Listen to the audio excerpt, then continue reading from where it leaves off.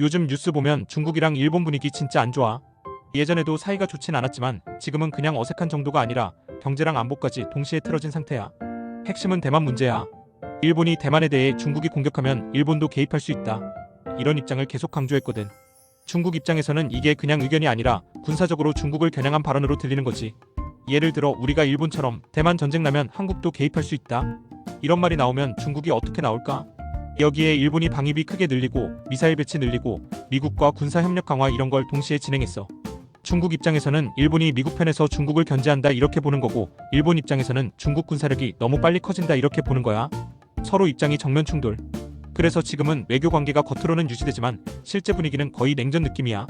이런 갈등이 생기면 항상 먼저 흔들리는 게 경제야. 근데 이번에는 대놓고 제재를 하는 게 아니라 조용히 압박하는 방식이야. 중국이 일본 기업 약 20에서 40곳 정도를 수출 제한 리스트에 넣었어.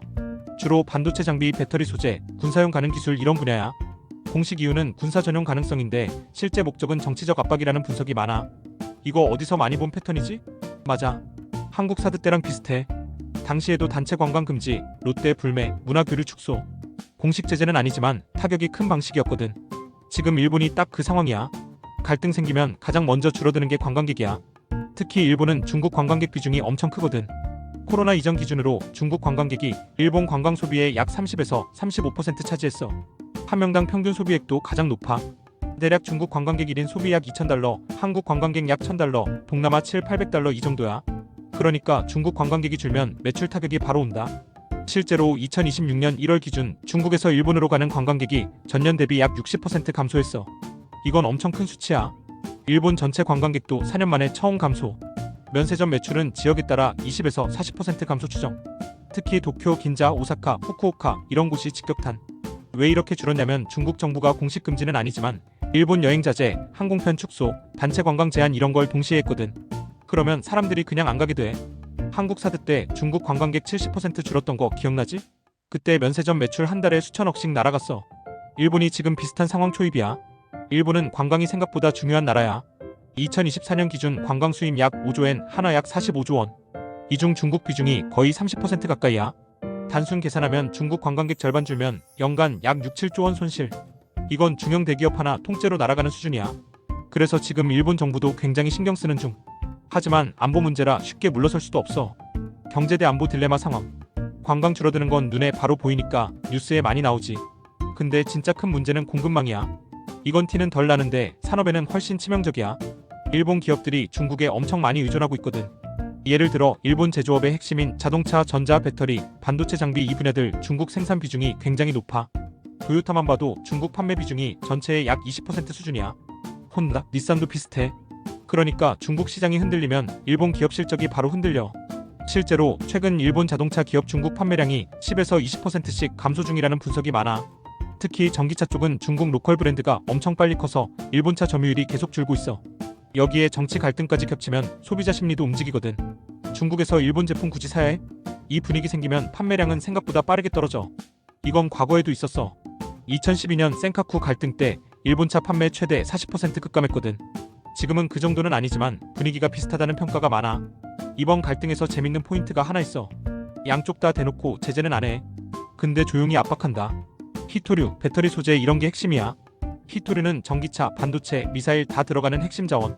세계 생산의 약 6, 70%가 중국. 그러니까 중국이 조금만 제한해도 가격이 바로 움직여. 일본은 이걸 이미 한번 겪었어. 그래서 지금 일본은 탈중국 공급망 엄청 빠르게 진행 중이야. 공장을 베트남, 인도, 태국 이쪽으로 옮기는 중. 문제는 이게 돈이 엄청 든다는 거야.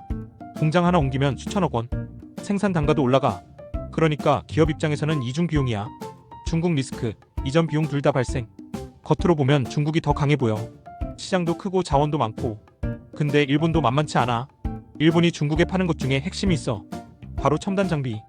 반도체 장비, 정밀 기계, 소재 이건 일본이 세계 1, 2위야. 그러니까 중국도 일본을 완전히 끊을 수는 없어. 서로 의존하는 구조. 그래서 지금 상황이 딱 완전 단절은 못하는 갈등이야. 경제로 보면 헤어지기엔 너무 얽혀있고 계속 지내기엔 너무 불편한 상태. 하지만 관광객 감소로 인한 일본의 피해는 무시할 수 없지. 특히 일본 지방 도시 후쿠오카, 오사카, 삿포로 여기는 중국 관광객 의존도가 엄청 높거든.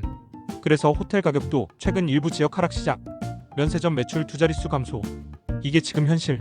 지금 상황에서 많이 궁금한 게 이거지. 이거 어디까지 나빠질까?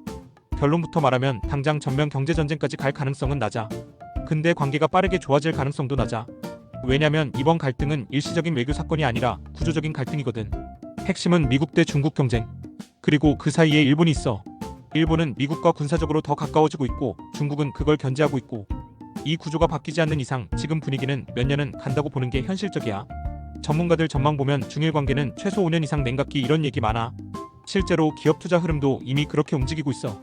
일본 기업 중국 투자 비중 최근 몇 년 뚜렷하게 감소. 대신 인도 투자 2배 가까이 증가. 베트남 공장 이전 계속 늘어나는 중. 이건 단순히 감정 싸움이 아니라 돈의 흐름이 바뀌고 있다는 신호야. 일본 경제가 당장 무너질 정도냐? 그건 당연히 아니야. 중국 비중이 크긴 하지만 일본은 수출 구조가 꽤 분산돼 있어. 미국, 유럽, 동남아 이쪽 비중도 크거든. 그리고 일본이 강한 분야가 있어. 그래서 중국이 일본을 완전히 배제하기도 어려워. 결국 서로 손해보는 갈등. 그래서 지금 상황을 전문가들은 이렇게 표현해. 끊을 수는 없고 붙어있기도 불편한 관계. 경제적으로 완전히 단절하면 양쪽 다 손해가 너무 커. 그래서 부분 갈등, 부분 협력 이 상태가 계속될 가능성이 높아. 한국 입장도 중요하지. 한국은 중국, 일본 둘 다랑 경제 연결이 크거든. 이 상황이 기회일까 위험일까? 둘 다야. 먼저 기회부터 보면 중국 관광객이 일본 대신 한국으로 올 가능성. 이미 일부 데이터 보면 한국 방문 증가 흐름 있어. 면세점, 화장품, 호텔 이쪽엔 기회. 또 하나, 공급망 이동. 일본 기업이 중국에서 빠져나오면 동남아로 가는데 그 과정에서 한국 기업이 장비 소재 공급할 기회가 생겨. 특히 배터리, 반도체 이쪽. 근데 위험도 있어. 미중 갈등, 중일 갈등 이게 커질수록 한국은 중간에 끼기 쉬워. 예를 들어 반도체 장비 수출 규제 이런 게 겹치면 한국 기업도 같이 영향받아. 그래서 지금 한국 정부도 공급망 다변화 엄청 강조하는 중이야. 지금 중일 관계는 전쟁 직전도 아니고 완전 단절도 아니고 서로 필요하지만 서로 견제하는 차가운 동거 상태. 관광 줄고 기업 투자 이동하고 공급망 바뀌고, 이 변화는 몇 달짜리가 아니라 몇 년짜리 흐름이야. 그래서 이걸 단순 외교 뉴스로 보면 안 되고 돈의 흐름, 산업 구조, 투자 방향 이렇게 같이 봐야 진짜 그림이 보여. 지금은 겉으로는 조용하지만 속에서는 경제 지형이 천천히 바뀌는 중이야. 도움이 됐다면 구독, 좋아요도 눌러.